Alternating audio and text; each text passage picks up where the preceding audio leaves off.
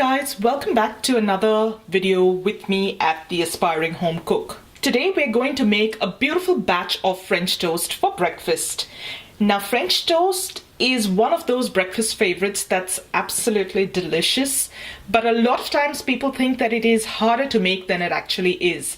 It's a really simple recipe and you don't have to wait to go to a cafe on the weekend or go out for brunch to enjoy a beautiful batch of French toast for breakfast. So let's go right ahead and make us a beautiful batch of French toast. What I've got here is 1 large egg, about half a cup of milk. I've got here about 1 tablespoon of sugar. You can adjust the amount of sugar you need to taste. I've got some vanilla bean paste. You can use vanilla extract if you've got some. And I've got some ground nutmeg or nutmeg powder.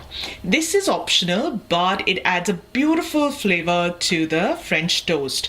You can choose to use a combination of vanilla and nutmeg, or stick with just the vanilla and you'll be fine. And this is enough for about 4 to 6 slices of bread. It really depends on the size of your slices of bread as well as how fresh and how absorbent the bread is. So what type of bread you're using also will make a difference. So we'll start out with 4 and we'll see how we go. Now making French toast couldn't be simpler. We're not even going to bring out any gadgets or such. You're just going to need a large bowl. Make sure your bowl is wide enough to fit your slice of bread. You don't need a very tall one. A shallow bowl's fine. And a whisk. You're going to start by cracking your egg into the bowl, making sure you don't get any shell in there. Whisk that up a little bit.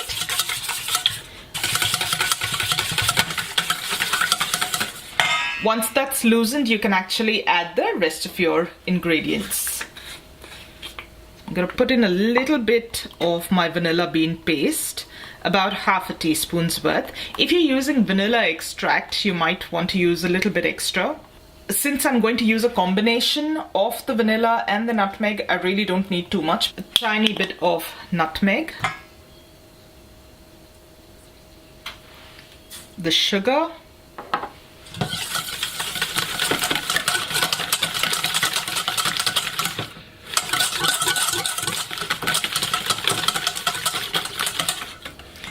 Once you're done gently whisking everything together so that it all mixes up with the egg, you can put in the milk.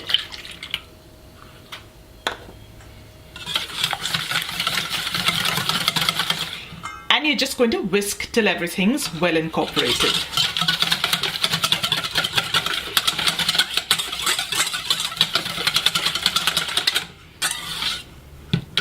At this stage, I like to add in a little more nutmeg powder.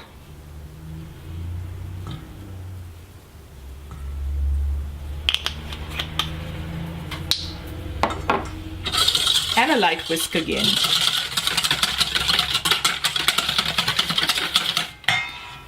And your batter is ready. I've got a pan heating on medium heat and my pan is warm right now. I'm now going to put a tiny drizzle of oil into the pan.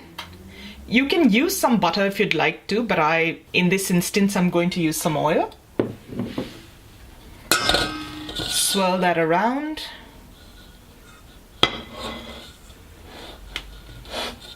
Now, all that's left to do is take your slice of bread, dunk it into the batter, make sure you get all the edges in there. That's why a slightly wider bowl works really well, because the whole slice of bread can sit in that liquid. I like to double dip mine a couple of times. Get rid of most of that drippy excess and carefully place it on the pan.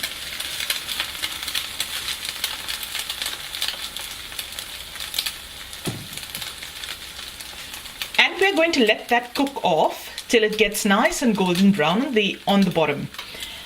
Make sure that you're not frying your French toast over a very high heat, because there's sugar in there and that sugar tends to caramelize much quicker. So keeping it on a medium heat and getting a nice golden brown is your best way forward.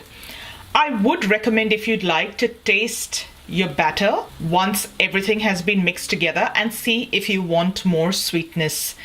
You've got two options. You can either add more sugar into the batter and whisk that up, or fry it off just as it is and later when you're serving drizzle that off with a little extra honey or maple syrup. So it's really up to you. We're just going to let this cook till it's golden brown.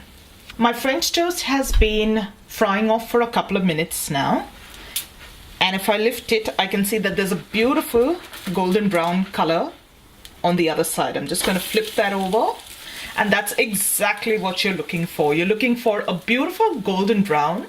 You can take it as far as you'd like. The browner it gets, you get a little more crunch, but at the same time, if it browns a little too much and it gets a little too dark, it can also get a little burnt sugar-like and a little bitter. So keep an eye on your French toast. And I'm going to let this fry off for a couple of, about a minute or so on this side as well, till I get a beautiful golden brown on that side too. About a minute and a half later, I'm going to check the other side, and it's a beautiful shade of brown.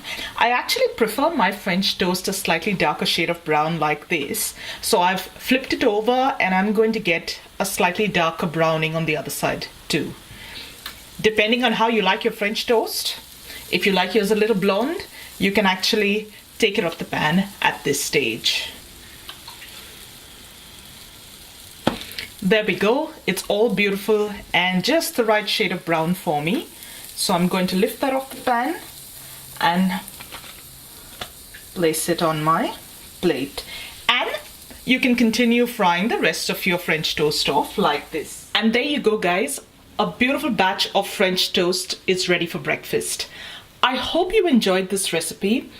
If you did, don't forget to give this video a thumbs up and subscribe to the channel for upcoming videos. Don't forget to hit that bell icon to get alerts every time a new video goes live. As always, I'll put a link to the complete recipe in the description box below. Thank you so much for watching, guys, and don't forget to share this video with your family and friends that you think might enjoy it. And I'll be back really soon with another delicious video. Till then, bye!